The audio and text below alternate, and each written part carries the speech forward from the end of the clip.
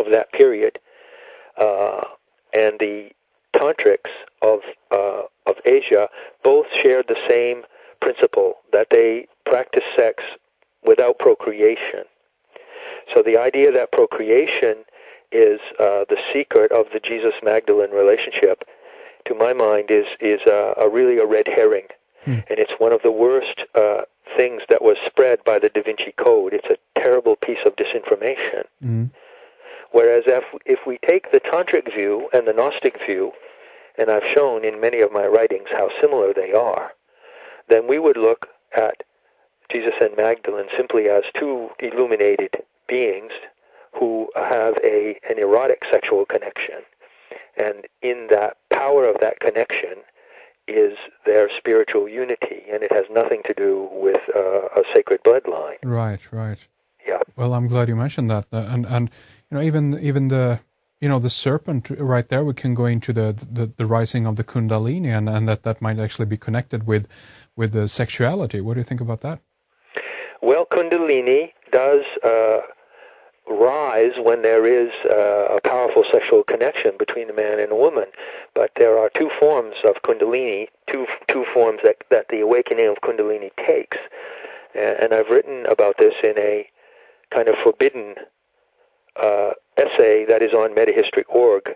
You won't find this essay in the index or on the home page. You would have to type in the URL of this essay. And the URL is Tantra, capital T, Tenderness, capital T, 1, PHP. So if you type that in, you will come up with an article called The Tantra of Tenderness, which is on Metahistory site, but not for everyone's view. Right. And in there I explain that there are two kinds of arousal of Kundalini. There is the straight up the spine arousal of the jolting of electricity and so forth. But more commonly in sex between men and women, of which I'm only qualified to talk about, you have full body Kundalini. And that means that there is a flush of Kundalini from the base of the spine, a delicious kind of sweet flush, a sweet melting feeling. And this is what draws a man and woman together in a sexual embrace, in a tantric embrace. It's not a matter of a pornographic kind of pounding and penetrating. Sure.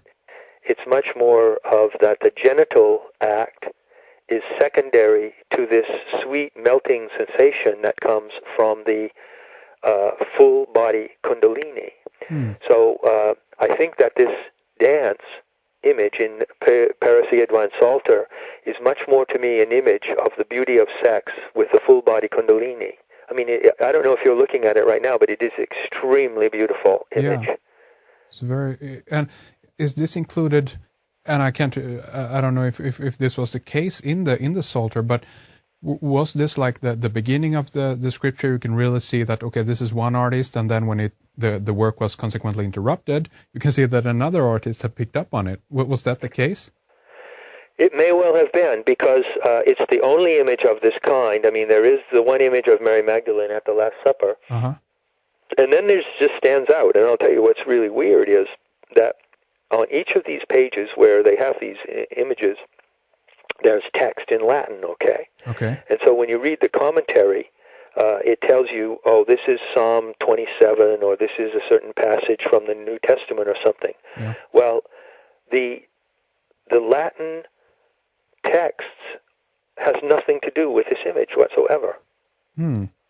It doesn't say anything about it at all. And it's the same thing with with all of the other things, practically all of the other things where there are mushrooms are shown.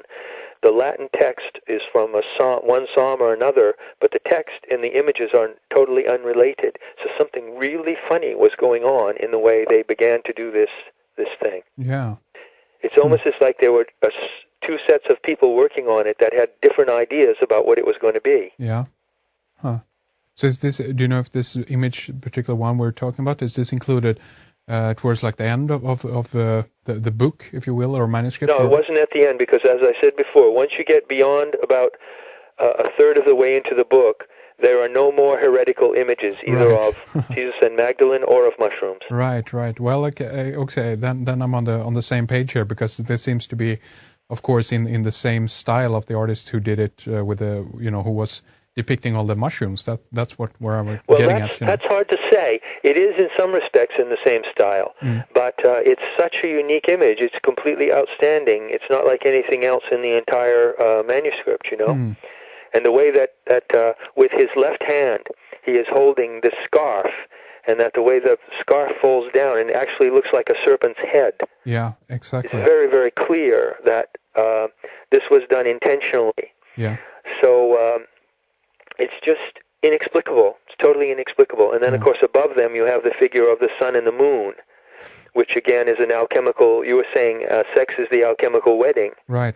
Yeah. And so this is an illustration of the alchemical wedding of a very heretical nature, a tantric or gnostic sex relationship. But here it is in this illuminated manuscript. Yeah. I mean, it's totally astonishing. I can't get over it, and I've been looking at it for months now. Yeah, so that's of course obviously what it is. It's the sun with Jesus' face within it, the red circle above, and then you have the kind of the brownish circle silvery with Mary's image. With Mary's face in it. That's right. Wow. And couldn't be more clear as an alchemical imagery of the marriage of sun and moon. Yeah. It's always interesting also to watching the hand. She's pointing up, one hand pointing up, That's right. Look up, and then even the way they're actually holding the hands. The way they're holding the hands is really unique. Yeah, it's interesting. Everything about it is done with an extraordinary finesse and very intentional. Yeah. The doorway that's open behind them, that kind of amber-colored light, suggests a chamber of light behind them, and then around it there's a sort of grayish-purple border. I mean, it's an extraordinary work of art. And even the Phrygian cap is quite interesting, because in many cases, at least what I've heard is that in many cases this is a way also to actually depict knowledge of the mushroom, because it's very similar to the psilocybin. That's right. There is a clear association in iconography, and it's been proven by many scholars that the Phrygian cap was kind of like the signature of priests in the mushroom cult. Yeah. Huh. Fascinating. So, what is your kind of overall sense of was a kind of a clear message of where the artist was going with this? This is a totally different stream of knowledge coming out here, if we think of it in context to the Christian religion, at least. Well, I think that the fact that one of the most baffling things about this Paris Edouin Psalter is that the Psalms, the passages from Genesis and so forth that are covered with text on the pages with these images don't go together with them, okay? Yeah. That's really given me a lot of cause to wonder. And so I'm thinking, well, text, Latin text, is one way to communicate a message, isn't it? I mean, the church still uses Latin today, even though people don't understand Latin. It's part of their control system. Yeah. Latin is supposed to be this sacred or language that only the Catholic hierarchy uses to communicate their dogmas over people, and language, as you know, is a way of imprinting people. Yeah.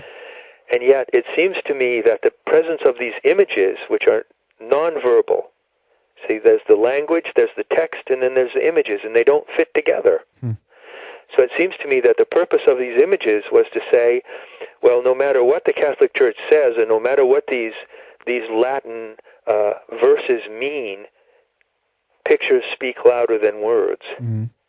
Indeed. And we are going to get a message out by this manuscript, but who on earth ever had the guts to do that? I would never say, and the fact that it wasn't destroyed still amazes me. Indeed, very much so. So there's all these famous scenes that we've seen before, but they're put in a context, in a quite different context in regards to especially mushrooms then also popping up here and there. Are there other scenes that you've and another, of course, question that arises, have you been able to make a copy of the microfilm, or is that allowed? Anyone can make a copy. You just have to go to the reproduction department, which is in the entrance to the French National Library, and you go in there and you tell them what pages you want, and what I had made was copies of inkjet reproductions on kind of cardstock paper, thick paper, right, A4 size paper, and they cost about, €6 or €10 a piece. oh, So not I too had bad. quite a few of them done. Yeah. And anyone can have them reproduced. They are in the public domain. And so those are what I brought back home and what I scanned for, to put on the site. Now, there's still quite a number of them that I haven't scanned. Right. And I'm waiting right now to get permission from a publisher in the United States called North Atlantic Press, who did a book of ayahuasca paintings by Pablo Amaringo. Oh, yeah, definitely heard And of what him. I have found in these ayahuasca paintings are a number of details that are almost identical to the details in the Paraseid Wine Psalter. And especially if we look at the article, The Discovery of a Lifetime, and approximately halfway through, it's actually the last image there.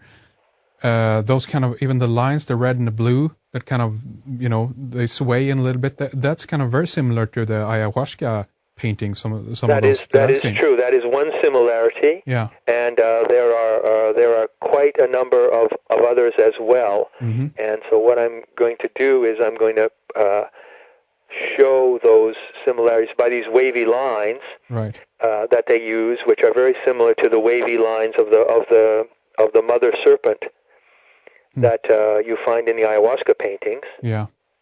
And so there's quite a few more images that I have scanned, and then I'm going to put on the next article I do on the Paraseid Wine Psalter.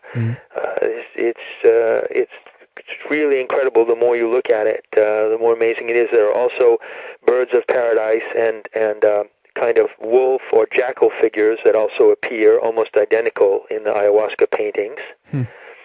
And there are some remarkable similarities between them.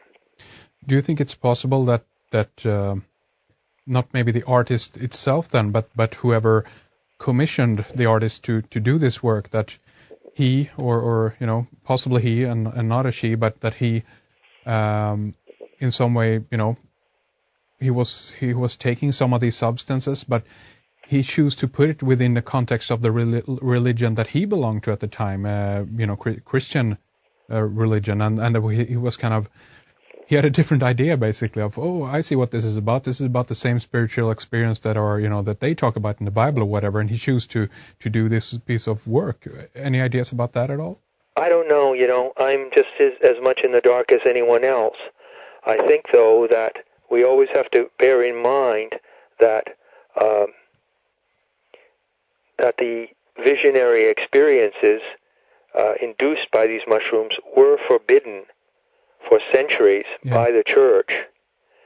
And so it seems odd that someone who, say, for instance, there were surviving mushroom cults. I argued in Not in His Image that the Eleusinian mysteries and other mystery centers around Europe were using psychoactive potions. Yeah. So suppose that some of those mystery cults had survived until the year 1200. Yeah. And someone from those mystery cults, I believe, might have tried to subvert this Christian literature. Right. But it seems unlikely to me that anyone within the bosom of the church would have been doing that, because, it's a complete contradiction, because when you have that experience, the last thing you want to do is hide it away from everyone else. Yeah. But what if we connect this a little bit, with the discussion that we had in the first hour in regards to the idea then that the Catholic Church, to some degree, had this knowledge. If we look at the work of people like, we can say James Arthur or even Jordan Maxwell to some degree, who have actually shown how even the priests, some of the Catholic priests, how they dress, how similar that is to the symbol of the mushroom. It's amazing how much of the Catholic costume and how much of their ritual seems to have mushroom imagery, and in some cases it's the Amanita and so forth. But you know what that is? That's just a rip-off. Of course, yeah. It doesn't necessarily mean that they are